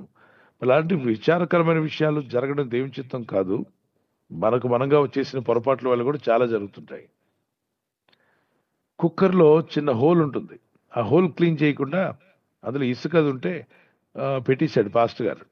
ఏంటి, రైస్ ఏదో పెట్టాడు, వండుతా ఉన్నాడు. ఎంతసేపటికి విజిల్ రావట్లా, అప్పుడే బల్బు వెలగాల్సింది. విజిల్ రావట్లేదు, ప్రెషర్ పెరిగిపోతుంది. ఆ విజిల్ బయటకు వచ్చే గ్యాస్ ఆ హోల్లో ఇసుక ఉండిపోయింది. వీళ్ళు కడిగినప్పుడు చెక్ చేసుకోవాలి, పైకి ఇలా పైకి ఎత్తి చూసి హోల్ కనిపిస్తుందా, క్లియర్గా ఉందా. లేకుంటే దాన్ని మనం ఏమాత్రం కుక్కర్ మీద మూత కవర్ చేయకూడదు. ప్రెషర్ పెరిగినప్పుడు ఎయిర్ బయటికి వెళ్ళక అది ఒకసారి పేలిపోయే అవకాశం ఉంది. చాలా సమయం అయింది, గమనించుకోకుండా ఒకసారి వెళ్ళి ఓపెన్ చేశాడు, పాన్ మరి పగిలి మరి స్లాబ్కి వెళ్ళి తగిలింది, అన్నం అంతా మొహం మీద వచ్చి పడింది. అప్పుడు ఈయన, ప్రభువా ఎందుకు ఇలా జరిగింది అంటే, కుమారుడా నీ నిర్లక్ష్యం వలే అని తనకు ఒక ఆలోచన వచ్చిందట. దేవుడు అన్నట్టుగా దేవుని స్వరం రాలేదు కానీ అర్థమైపోయింది, ప్రభు నన్ను క్షమించు నా నిర్లక్ష్యం. ఇలాగా దైవ సేవకులమైన, సువార్థికులమైన, సేవకులైన, విశ్వాసులైన నిర్లక్ష్యం పనికిరాదు. అంతవరకు ఎందుకు? మీరు షేవింగ్ చేస్తున్నప్పుడు ఎవరితోనూ మాట్లాడుతూ గట్టిగా షేవింగ్ చేయండి, కట్ అవుతుంది, రక్తం వస్తుంది. ప్రభు ఎందుకు ఇలా రక్తం వచ్చిందంటే నువ్వు నిర్లక్ష్యంగా షేవింగ్ చేస్తున్నావు. ప్రతిదానికి కూడా భద్రత దేవుడు పంచేంద్రియాలు ఇచ్చాడండి, చూపు, మాట, క్రియ. చూడండి, మాట, చూపు, వినికిడి, మరి స్పర్శ, వాసన, ఇవన్నీ దేవుడు మనకి ఇచ్చింది జ్ఞానేంద్రియాలు, వాటిని వాడుకోవాలి కదండి. ఆ సమయాల్లో మరణాలు కానీ ఇబ్బందులు కానీ ఎదురైతే don't question God, but say lord, వాళ్ళు నా యొద్ద ఉన్నట్టు కానీ నీ యొద్ద ఉండడం క్షేమం, వారి ఆత్మల క్షేమంగా నేను నమ్ముతున్నా. అయితే నాకు కలిగిన ఈ బాధ నువ్వు ఎరిగినావు తండ్రి, నాకు సహాయం చేయమని ప్రార్థన చేయొచ్చు. ఆయన is a great comforter. God will give comfort their hearts. May God comfort that brother. ఆ ఇంటి వ్యక్తిని ఒక్కరిగా మిగిలిపోవడం చాలా విచారకరం. వారి కొరకు ప్రార్థన చేద్దాం. దేవుని దయ, దేవుని కనికరం వారికి తోడే ఉండుగాక. అయితే వారు ఒంటరి వారిని అనుకోవద్దు. బైబిల్ చెప్తుంది, ఒంటిగా ఉన్నవాడు ఒంటివాడని అనుకోకూడదట. నేను వారికి తోడే ఉన్నాను, విడువను, ఎడబాయనని ప్రభు వాగ్దానం చేశాడు. వాగ్దానాలు పట్టుకొని ప్రార్థన చేసుకోమనండి. May God bless him and comfort him.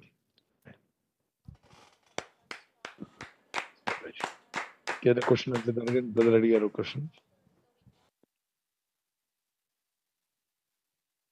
మరో ప్రశ్న ఏమైనా ఉందా brother?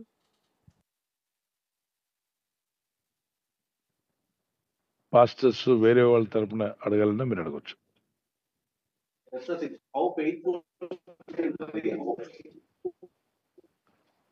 Audio is not clear.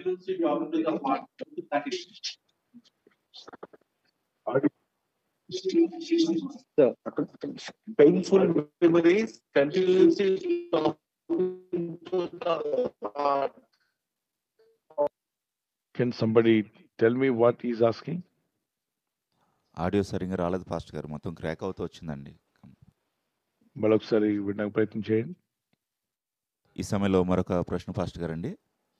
మళ్ళీ మీకు రీకనెక్ట్ చేస్తానన్నా ఒకసారి లైన్లో ఉండండి, లేదా రాసుకుని టెక్స్ట్ పంపించండి, మాకు క్లియర్గా వినబడలేదు.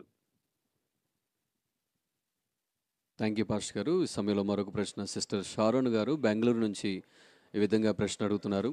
దురాత్మల ప్రభావం మన మీద పడకుండా ఉండాలంటే మేము ఏం చేయాలని సహోదరి ప్రశ్న అండి. మా దురాత్మల ప్రభావం మన మీద పడకుండా ఉండాలంటే ఏం చేయాలి? మంచి ప్రశ్న అడిగారు. వినండి, చీకటి రాకుండా ఉండాలంటే గదిలోకి ఏం చేయాలి? లైట్ ఆన్ చేయాలండి. లైట్ ఆన్ చేస్తే ఏముండదు, చీకటి వెళ్ళిపోతుంది. అలాగే చీకటి శక్తులు రాకుండా ఉండాలంటే వెలుగు ఉండాలి. వెలుగేంటి? దేవుని వాక్యం వెలుగై ఉంది. ఆమేన్. యేసుక్రీస్తు ప్రభు ఈ లోకానికి వెలుగై ఉన్నారు. ఆమేన్. వాక్యమే వెలుగై ఉంది. కాబట్టి వాక్యం చదవండి, ప్రార్థన చేయండి, నమ్మిక ఉంచండి. ఏవో వచ్చేస్తాయి, దురాత్మలు వచ్చేస్తున్నాయి అని చెప్తే నమ్మకండి. కొంతమంది ఈ మధ్య ప్రవచనాల పేరుతో ప్రభు నాకు చూపిస్తున్నాడు, మీ ఇంటి వంటగదిలో ఒక దెయ్యం కనిపిస్తుంది, లేదా మీ బెడ్రూమ్ వెనక ఒకటి కనిపిస్తుంది. అలా అన్నప్పుడు, బ్రదర్ మాకెప్పుడు కనబడలేదు, మీకు ఎలా కనబడ్డాయంటే, నాకు కనిపిస్తున్నాయి, దేవుడు నాకు చూపిస్తున్నాడు అంటే మీరు ఓ పని చేయండి. అయితే దెయ్యాలు మా ఇంట్లో ఉన్నట్టు మీకే దేవుడు చూపించాడు కాబట్టి ఆ దెయ్యాలు పోవడం కూడా ప్రభు మీకు చూపించేదాకా మీకు ఉపవాస ప్రార్థన ప్రకటిస్తున్నాం అని చెప్పి వారికి ఒక 25 లీటర్ల ట్యాంక్ వాటర్ ఇవ్వండి, ఇచ్చి గదిలో తాళం వేయండి. లోపల ఉండండి సార్, అటాచ్డ్ బాత్రూమ్ ఉంది, మీరు చూసిన దెయ్యాలు మా ఇంట్లో నుండి వెళ్ళిపోయేదాకా మీరు ఫాస్టింగ్ ప్రే చేయండి, మేము బయట ప్రార్థన చేస్తాం, మీరు లోపల ప్రార్థన చేయండి. గంటలోనే చెప్తాడు దెయ్యం వెళ్ళిపోయిందని, ఎందుకంటే ఉపవాస ప్రార్థనలో పెట్టబోతున్నారు మీరు. కనుక గుర్తుపెట్టుకోవాలి, మీ ఇంట్లో దెయ్యం కనబడుతుంది, మీ గదిలో కనిపిస్తుంది. వీళ్ళంతా వాళ్ళ ఆలోచన, వారి యొక్క ఊహ. దెయ్యాలు దురాత్మల గదుల్లో వంటగదుల్లో కూర్చోడానికి రావు, అవి మానవ దేహంలో ఉండడానికి వస్తాయి. యేసుక్రీస్తుని నమ్మేవా? ప్రభుని నమ్ముకున్నప్పుడు క్రీస్తు వెలుగై ఉన్నాడు. వెలుగైన ప్రభు నీలో ఉంటే చీకటి ఎలా వస్తుంది నీలోకి? గద్దించు. ఒకవేళ అపవాది దురాత్మ చీకటి శక్తులు నీ ఎందుకు వచ్చాయని నీకు అనిపిస్తే చిరాకు, ప్రతిసారి డిప్రెషన్, ఎన్ని మార్లు ఎంత సలహాలు ఇచ్చినప్పటికీ వాక్యం వినకపోవడం, ప్రార్థన చేయకపోవడం, ఇవి దురాత్మల ప్రభావే. వీటిని ఏం చేయాలి? ఎలా వెళ్ళగొట్టాలి? Resist the devil, he will flee from you. నీకు అధికారం ఉంది. నువ్వు యేసుక్రీస్తు నమ్మినప్పుడు నువ్వు దేవుని కుమారుడిగా, కుమార్తెగా దేవుడు నీకు అధికారం ఇచ్చాడు. ఆ అధికారాన్ని వాడుకో. ప్రభునామంలో గద్దిస్తే వెళ్ళిపోతాయి. దేవునికి లోబడి ఉండండి, అపవాదిని ఎదిరించిన వాడు మీ యొద్ద నుండి పారిపోతాడని యాకోబు 4:7 వచనంలో. కాబట్టి దేవునికి లోబడి ఉండండి, అపవాదిని ఎదిరించుడి, అప్పుడు వాడు మీ యొద్ద నుండి పారిపోవును. Submit your selves therefore to God, resist the devil and he will flee from thee. వాడు వెళ్ళిపోతాడనే ఉంది. మీరు గద్దిస్తే వాడు వెళ్ళిపోవాల్సిందే. మీ ఇంటికి వారిని పిచ్చి కుక్క, ఇప్పుడు నేను అడుగుతాను, దురాత్మలు రాకుండా ఉండాలంటే ఏం చేయాలని అడిగారు. కుక్కలు రాకుండా ఉండాలంటే ఏం చేయాలి? వీధిలో కుక్కలు రాకుండా ఉండాలంటే, గేట్లు వేసుకుని ఉండాలి. వీధి కుక్కలు మీ ఇంట్లోకి రాకుండా ఉండాలంటే ఏం చేయాలి? గేట్లు వేసుకుని ఏం ఉండాలి. చేయాలంటే తలుపులు మూసుకుని ఉండాలి. గేట్ తిన్నగా వేస్తే ఇవి రావు. అలాగనే దురాత్మలకు ద్వారాలు తెరవద్దు. కోపం, ద్వేషం, అసూయ, ఇతరుల మీద కక్ష కట్టడం, వారిని క్షమించకుండా ఉండడం, వ్యతిరేకంగా మాట్లాడడం, నెగిటివ్ వర్డ్స్, ఇవి దెయ్యాలకు డోర్లు ఓపెన్ చేస్తున్నట్టు. మరి విశ్వాస జీవితంలో దెయ్యాలు వస్తాయంటే ఇదిగో ఇలా డోర్లు ఓపెన్ చేస్తే వాటిని రమ్మని ఆహ్వానించినట్టే. కక్ష, క్షమించలేకపోవడం, కామ, క్రోధ, మదమత్సరాలు, వాక్య విరుద్ధమైనవన్నీ కూడా మనం ఆహ్వానిస్తూ ప్రభు దగ్గర క్షమించమని అడగకపోతే, యేసు రక్తంలో కడగమని, నా తప్పు అయిపోయింది ప్రభా క్షమించు, నా వీక్నెస్, బలహీనత క్షమించమని ప్రార్థన చేసి పశ్చాత్తాపడకపోతే వాటికి డోర్స్ ఓపెన్ చేసినట్టు అవుతుంది. డోర్లు ఓపెన్ చేస్తే వీధి కుక్కలు వస్తాయంటే వస్తాయి. అది పోలీసు వాళ్ళ ఇల్లు అయినా, అంటే డిఎస్పి గారి ఇల్లు అయినా, పాస్టర్ గారి ఇల్లు అయినా, బిషప్ గారి ఇల్లు అయినా, కలెక్టర్ గారి ఇల్లు అయినా, వీధి కుక్కకి ఏం కావాలి చెప్పండి? గేట్ తీసుందా వేసిందా అంతే చూస్తుంది. గేట్ తీసుంటే లోపలికి వచ్చేస్తుంది. అది ఎవరో, నువ్వు అధికారం ఏంటో ఏం చూడవు. దెయ్యాలు కూడా అంతే. విశ్వాసవా అవిశ్వాసవా కాదు, డోర్లు ఓపెన్ అయి ఉంటే వచ్చేస్తాయి. భయము అనే డోర్, దాన్ని ఓపెన్ చేసి భయపడకండి, ఎప్పుడు ధైర్యంగా ఉండమన్నాడు. 360 సార్లు బైబిల్లో ప్రభు భయపడకము భయపడకము భయపడకమన్నాడు. భయపడడం వల్ల దురాత్మలకు మనం చోటు ఇచ్చిన వాళ్ళు అవుతున్నాం. కానీ దేనికి భయపడవద్దు, కలవరపడవద్దు. తర్వాత ఇక వచ్చిపోయే వాళ్ళు అయోమయాలు కొంతమంది, నాకు దెయ్యం కనబడుతుంది మీ ఇంట్లో, దేవుడు చూపిస్తున్నాడు, ఇవన్నీ పచ్చి అబద్ధాలు. ఈ నోటుకు వచ్చినట్టు వాళ్ళ ఊహల్లో ఉన్న మాటలన్నీ మీ మీద తోసేస్తూ ఉంటారు. మీరు వాటిని నమ్మి నిజం అనుకోకండి. గద్దించు. ఒకవేళ దెయ్యం కనబడిందంటే ఆగో, గద్దించు, దెయ్యాన్ని ఎలగొట్టు.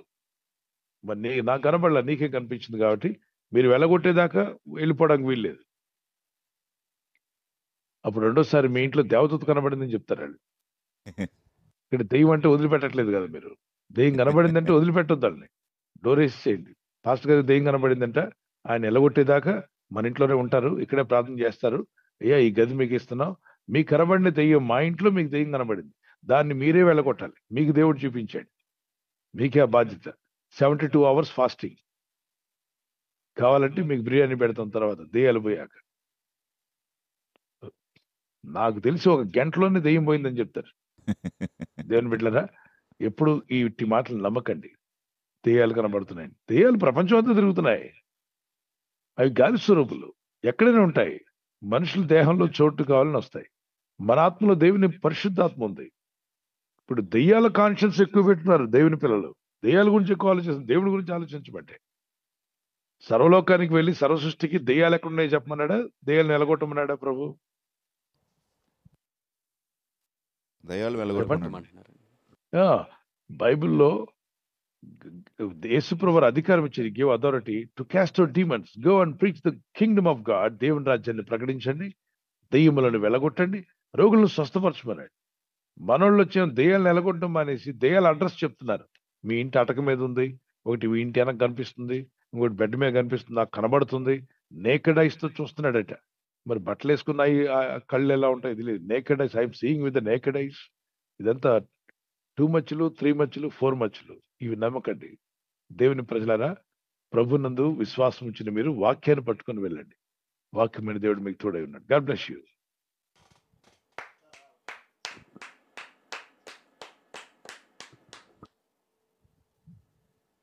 థ్యాంక్ యూ పాస్టర్ గారు. కేజీఆర్ గార్డెన్స్ నుంచి కనెక్ట్ అయ్యారు, మాట్లాడండి. ప్రైజ్ లార్డ్ పాస్టర్ గారు. Praise the lord. నా పేరు సందీప్ అండి. నేను లైఫ్ చేంజింగ్ బైబుల్ సెమినార్ నుంచి మాట్లాడుతున్నాను. నా ప్రశ్న వచ్చేసి, ఆర్మీ వాళ్ళు ఉన్నారు కదండి, అవును. వాళ్ళల్లో రక్షణ పొందిన వాళ్ళు దేవుని పరలోక రాజ్యంలో చేర్చబడతారు, అది మనకు తెలిసిందే. రక్షణ పొందని వాళ్ళు కూడా వాళ్ళ డ్యూటీ ప్రకారం ఇతరులని హతమార్చడం ఇట్లాంటివి జరుగుతూ ఉంటాయి కదా. ఇప్పుడు రక్షణ పొందిన వ్యక్తి కూడా హతమారుస్తున్నాడు. దాన్ని బట్టి అతను దేవుని రాజ్యంలో చేర్చబడతాడా, లేదా అతను పరిస్థితి ఏమవుతుందని. రెండో ప్రశ్న వచ్చేటప్పటికి, బైబిల్లో సమస్యను చూసి భయపడని వాళ్ళు ఎవరైనా ఉన్నారా? ఉంటే వారెవరు? ఇవి నా 2 ప్రశ్నలు పాస్టర్ గారు. మొదటి ప్రశ్న, సైనికులు హతమారుస్తే అన్నారు. హతమార్చడం అనే మాట తప్పు మాటనా? అది ఆ మాట మనం ఎత్తకూడదు. వాళ్ళు దేశాన్ని కాపాడుతున్నారు, దేశ కాపుదల కొరకు పోరాడుతున్నారు. మన దేశంలోకి ఇతర దేశాల నుండి వచ్చేటువంటి కొందరు చొరబాటుదారులు వచ్చినప్పుడు వీళ్ళకి ఆర్డర్స్ ఉంటాయి. వాళ్ళని గద్దించమంటారు, గద్దిస్తారు. వినకుండా వాళ్ళ ఆయుధాలు పట్టుకొని మన వాళ్ళ మీద దాడి చేసి లోపలికి చొచ్చుకొని వస్తున్నారు అనుకోండి, వాళ్ళ మీద తిరిగి పోరాడతారు రానివ్వకుండా చేయడానికి. ఉదాహరణకి మీరు బ్యాంక్ దగ్గర ఉన్నారు, మీకు డ్యూటీ వేశారు. దుండగులు వచ్చి బ్యాంకులో డబ్బు దోచుకుని వెళ్లకుండా మీ దగ్గర గన్ కూడా ఇచ్చారు. దుండగులు ముఖానికి మాస్క్ వేసుకుని పరిగెత్తుకుంటూ లోపలికి వచ్చేసారు. మీరు వాళ్ళందరినీ బ్యాంకులో ఉన్నందరినీ కాపాడుతారని సెక్యూరిటీగా మీకు అధికారం ఇచ్చారు. మరి దుండగులు లోపలికి వచ్చేస్తున్నారు. అయ్యో ఆత్మార్చకూడదు, వీళ్ళనేం అనకూడదు, వాళ్ళ దగ్గర మరణాయుధాలు ఉన్నాయి, మీ దగ్గర కూడా ఉంటుంది. ఎందుకు ఇచ్చారు ఆ గన్ను? దోచుకునే వారిని బెదిరించి వాళ్ళని దూరపరచడానికి, గద్దించడానికి. వాళ్ళు గద్దించారు మీరు గన్ ఎత్తి, అయినా లోపలికి వచ్చేస్తున్నారు. అప్పుడు మీరు కాల్పులు జరుపుతారు. వాళ్ళు మీ మీద కాల్పు జరుపుతారు, మీరు కాల్పులు జరుపుతారు. ఇప్పుడు దోషి అవుతారా మీరు? మీరు ఉద్యోగం అంటే మీకున్నటువంటి బాధ్యత నెరవేర్చిన వారు అవుతారు, అంటే బాధ్యత నెరవేర్చిన వారు అవుతారు. వచ్చినవాడు దోచుకున్నవాడు అవుతాడు. దుండగుడు దోచుకోవడానికి వచ్చాడు, చొరబాటుదారులుగా వచ్చారు. అలాగే ఏ సైనికుడు కూడా ఇతర దేశం వాళ్ళని కూడా ఎవరిని చంపడానికి వీల్లేదు. మన దేశంలో చొరబాటుదారులుగా మన దేశాన్ని కీడు చేసి నష్టపరిచి మన రాజ్యంలోనికి ప్రవేశిస్తున్నప్పుడు వీళ్ళకి ఇవ్వవలసిన ఆర్డర్స్ వస్తాయి. ఆర్డర్స్ ప్రకారం వీళ్ళు లోబడాల్సిందే. సో అది యుద్ధ నీతి అంటారు. యుద్ధ నీతిలోకి వెళ్తుంది అది. ఆ యుద్ధం దేనికి చేశారు? కావాలని చేశారా? పై కమాండర్ ఆర్డర్ ఇవ్వబట్టి దేశ చొరబాటుదారులు వస్తున్నారు కాబట్టి దేశాన్ని కీడు చేస్తున్నారు కనుక వీళ్ళు ఆ డ్యూటీలో ఉన్నారు కాబట్టి చేశారా? ఆ నీతి ప్రకారమే దేవుడు వారికి తీర్పులు తీరుస్తాడు. ఓకే, రక్షించబడిన వ్యక్తి ఆత్మరక్షణ, అది ఆత్మకు నిత్య జీవంలోకి వెళ్ళాల్సినటువంటిది. అది ఖచ్చితంగా ప్రతి ఆత్మకు కావాల్సిందే. ఓకే, అది ఈ మిలిటరీలో పోరాడాడు కాబట్టి ఇతనికి కూడా అదే రక్షణ వస్తుందంటే రాదు. ఓకే, దేశం కొరకు పోరాడిన వారు కావచ్చు, ఫ్రీడమ్ ఫైటర్స్ కావచ్చు, ఏదైనా కార్యక్రమాలు చేసిన వాళ్ళు ఉంటారు. వారి మనస్సాక్షి ప్రకారంగా దేవుడు తీర్పు తీరుస్తాడు. వినండి, ఈ విషయం చాలా మంది చెప్పలేదు, మీరు వినుండరు. మనిషి చనిపోగానే మనిషి ఆత్మకు సత్యాన్ని కూడా తెలియదు. ఆత్మ ఏంటి, ఏ లోకం ఇది, ఈ ఊరు ఎప్పుడు నేను చూడలేదే, ఇదేంటి వింతగా ఉంది, నా ఆత్మ చూస్తూ ఉంటుంది. కానీ బాడీ కింద పడింది, చనిపోయాడని మాకు తెలుసు, కానీ ఆత్మకు అప్పటికి ఆలోచన రాదు. నేను ఇదేంటి, ఇదే ఊరిది, నేను ఎప్పుడు చూడలేదు. అక్కడికి దేవదూతలు వస్తారు, రక్షించబడని వ్యక్తితో మాట్లాడతారు మానవ స్వరూపంతో. బాబు ఏంటి, నీ పేరేంటి? తెలుసుకుంటారు, నా పేరు ఇదని. నీకు విషయం తెలుసా, మానవుల్లో పాపం ఉందని? ఉందండి. మరి నువ్వు పాపం అన్న సంగతిని ఒప్పుకుంటున్నావా? ఉన్నాయండి, కొన్ని పొరపాట్లు చేశాను. మరి పాప పరిహారం లేకుండా నువ్వు చనిపోతే నరకానికి వెళ్తావన్న సంగతి తెలీదా నీకు? అంతగా నాకు తెలియదండి. లేదయ్యా, పాపంలో మరణిస్తే ఆత్మలు నరకానికి వెళ్తాయి. మోక్షానికి వెళ్ళాలంటే పరిశుద్ధునిగా నువ్వు మార్చబడాలి. మరి నేను ఎలా మార్చుకుంటానండి, నేను పరిశుద్ధుని కాలేను కదా. అందుకే నీ వల్ల కాదు కాబట్టి దేవుడే మానవ రూపిగా వచ్చి రక్తం కాచి ప్రాణం పెట్టాడు. ఆయన నీ పాపములన్నిటి కొరకు పరిహారం చెల్లించాడు. ఆయన నువ్వు విశ్వాసం ఉంచితే నీ పాపాలు ఆయన కడిగి వేస్తాడు. విశ్వసిస్తున్నావు అన్నప్పుడు నమ్ముతాను సార్ అని మంచివాడైతే, నిజమా ప్రభు నా కొరకు చేశాడా, ఆ నమ్మి ఆ టైంలో ఆ వ్యక్తులు వాళ్ళ యొక్క ఆత్మను పూర్తిగా ఆత్మలో క్రీస్తుని అంగీకరించగలిగితే, మరణం తర్వాత జరిగిన విషయం చెప్తున్నాను, ఆ దూతలు తెలియపరుస్తాయి, నువ్వు క్రీస్తుని అంగీకరించావు గనుక నీకు ఉండాల్సిన స్థలం అది పరలోకము. పరిశుద్ధులతో పాటు కాదు, కానీ మరొక స్థలాన్ని దేవుడు వారికి అవకాశం ఇస్తాడు, మృతుల లోకంలోకి. వాళ్ళకి అక్కడికి వెళ్తారు. అలా మూర్ఖపాత్మ అనుకోండి, నేను పాపం చేస్తే ఆయన చనిపోవడం ఏంటండి, నేను చనిపోతే ఆయన రక్తం కలిస్తే నాకేమొస్తుంది అంటే దూత చెప్తుంది, అయితే వెళ్ళిరారా బాబు కిందకి, నువ్వు కరెక్ట్గా సూటబుల్, ఎక్కడికి, నరకానికి సూటబుల్. నీకు నీతి, న్యాయం, భక్తి, పాప క్షమాపణ వీటి గురించి నీకు లేదు, తెలియట్లా. ఇది అందరి విషయంలో కాదు, కొందరి విషయంలో మాత్రమే ఇలా జరుగుతుంది. ఓకే, లాజరు చనిపోయినప్పుడు అతని ఆత్మను తీసుకెళ్ళడానికి ఎవరు వచ్చారు? దేవదూతలు వచ్చారు. దేవుడు పంపించాడు, దూతలను పంపించాడు అతని ఆత్మను తీసుకెళ్ళమని. అలాగే మరణించినప్పుడు ధనవంతుడు చనిపోతే దేవదూతలు రాలేదు, అతని ఆత్మ నేరుగా పాతాళానికి వెళ్ళింది. సో ఇతను తెలిసిన వాడు, వాక్యం తెలిసి నమ్మలా. తెలియక నమ్మలేని వారికి దూతలు అక్కడ పరిచర్య చేస్తారు. దేవుడు చేయిస్తాడు, అవకాశం ఇస్తాడు. ఓకే, దాని గురించి మనం ఎక్కువ ఆలోచించడం మంచిది కాదు. నెక్స్ట్, సమస్య వచ్చినప్పుడు మరో ప్రశ్న అడిగారు, భయపడకుండా ఉన్న వ్యక్తి ఎవరు బైబిల్లో? సమస్యలు వచ్చినప్పుడు అందరికీ భయం వేస్తుంది, ఎవరికైనా భయం వేస్తుంది. దావీదుకు కూడా భయం వేస్తుంది, సింహం ఎదురైంది, భయపడలేదా? భయపడి ఉంటాడు, కానీ ప్రార్థించాడు, దేవా సింహం నా గొర్రెను తీసుకెళ్తుంటే నేను నిస్సహాయుడిగా చూస్తూ ఉండిపోతున్నానే, మరి అభిషేకం యొక్క పవర్ ఏది, నాకు ఆ శక్తి దయచేయను ఆయన, నా గొర్రెని నేను రక్షించుకోవాలి అని చెప్పి పరిగెత్తుకుంటూ సింహం మీదకి వెళ్ళాడు. మరి దేవుడు అతనికి ఆ ధైర్యం ఇచ్చాడు. ప్రార్థించినప్పుడు మన చూడండి, ప్రార్థన చేయకముందు మనం పిల్లిలాగా ఉంటామంట. పిల్లి పెద్దానికి భయపడుతుంది, ప్రార్థించిన తర్వాత పులిలాగా తయారవుతాం. పులిని చూస్తే అందరూ పారిపోతారు, పిల్లిని చూస్తే ఎవరు పారిపోరు. మరి పిల్లి లాంటి నీవు ప్రార్థించినప్పుడు పులిలాంటి ధైర్యాన్ని ప్రభు నీకు ఇవ్వగలడంటే ఎస్, నీతిమంతుల సింహం వల్లే బహుధైర్యంగా ఉంటారు. అందుకే ప్రార్థన, వాక్యము నీకు ధైర్యపరుస్తుంది. తర్వాత ఎలుగుబంటి మీదకి వచ్చింది, దాన్ని కూడా జయించగలిగాడు. తర్వాత గొలియాతు ఎదురొచ్చాడు. చూడండి, స్టార్టింగ్ లోనే గొలియాతు రాలా, ఒకదాని తర్వాత ఒక జయం. విశ్వాసం మెట్లు ఎక్కుతున్నాడు, విశ్వాసం మెట్లు ఎక్కే కొలది ధైర్యం పెరుగుతుంది. Levels of faith. Okay, dead faith, little faith and great faith. ఈ విధంగా ఒక్కొక్క విశ్వాసం అనే మెట్లు ఎక్కుతూ ఉండాలి మనం. విశ్వాస జీవితంలో. అప్పుడు మనకి భయం రాదు, ఈజీగా జయించుకుంటూ వెళ్తాం. Okay, God bless you.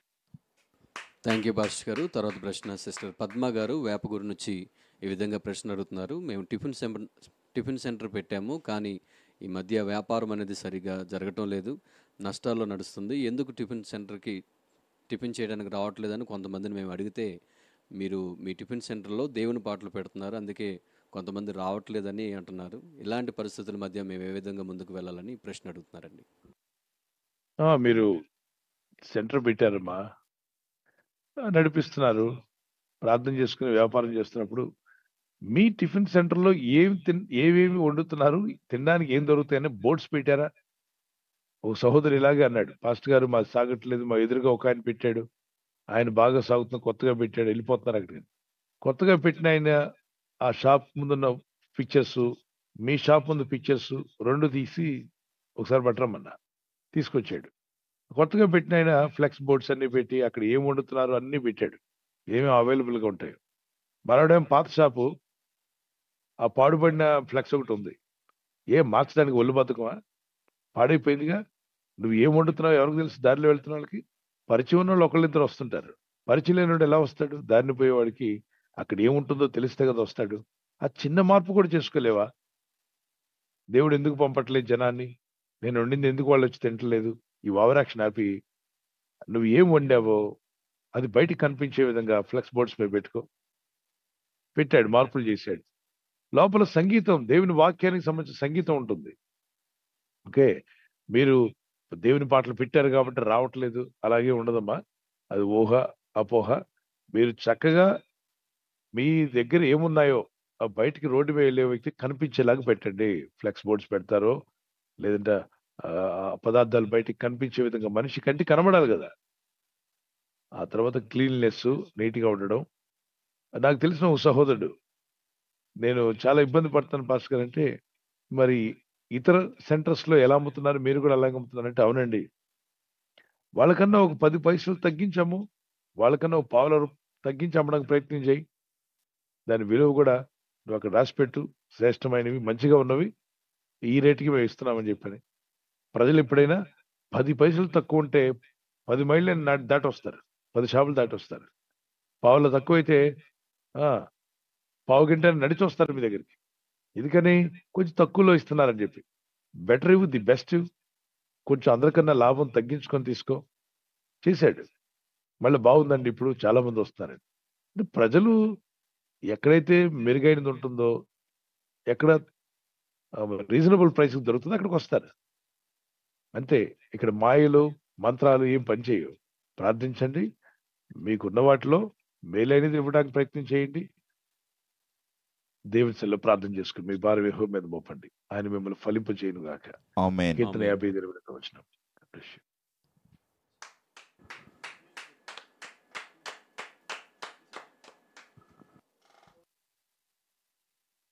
Bible సెమినార్లో పాఠాలు స్టార్ట్ కాబోతున్నాయి. దేవుని పాటలు నేర్చుకోవడానికి అనేకులు జాయిన్ అవుతున్నారు.